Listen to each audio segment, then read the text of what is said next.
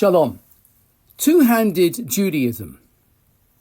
In this week's parashah, God tells Moses to appoint Joshua as his successor, and he instructs him to lay his hand on Joshua's head.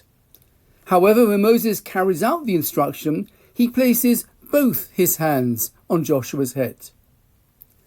The late Rav Joseph B. Soloveitchik explains that Moses wasn't simply being generous and wholehearted in investing his successor.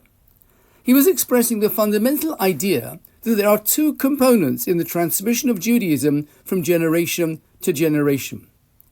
First, there is the Masorah or tradition of Torah study. Second, and equally important, is the Masorah or tradition of Torah experience. To understand the essence of Torah is not simply to comprehend its contents. We have to live and taste its experience. I experienced the power of this distinction when I had the privilege of visiting Moscow in 1984, then under communism. I say privilege because I was part of a rota of rabbis who were sent in pairs every fortnight to teach Torah to a group of refuseniks.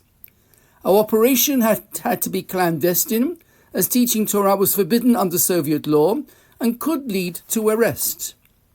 The missions were organized by a philanthropist from Hendon, Ernie Hirsch, together with the late Diane Ehrentreu, Zichrona Livrocha. The experience was humbling, as I had never before encountered, or since, such a thirst for Jewish knowledge.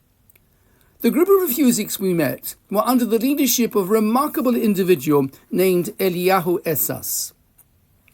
Esas had grown up in a completely secular environment and had found his way back to Judaism through his heroic self-determination.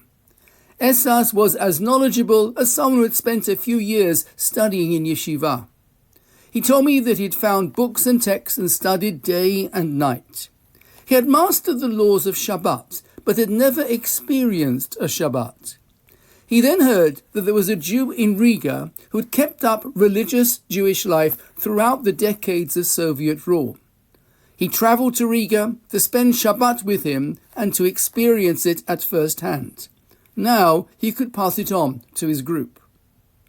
The refuseniks we met wanted to glean from us every drop of Jewish life in the limited time that was available. I spent an entire Sunday afternoon recording every single Jewish song I knew.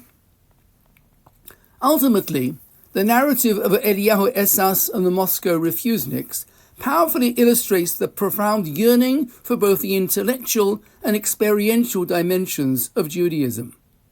Their heroic pursuit of knowledge, coupled with an insatiable desire to live and feel Jewish tradition, serves as a poignant reminder of two-handed Judaism. In stark contrast to the scarcity faced by Esas, contemporary Jewish society now offers an unprecedented abundance of opportunities for learning and experience. From one-on-one engagement with rabbis and educators to easily accessible online Torah classes, from vast digital libraries of Jewish texts to vibrant community programs and countless avenues for hands-on engagement with Jewish rituals and life, the modern Jewish landscape is rich with resources. This contemporary reality empowers us, but more importantly, it challenges us to fully embrace both hands of our Jewish heritage. Shabbat Shalom.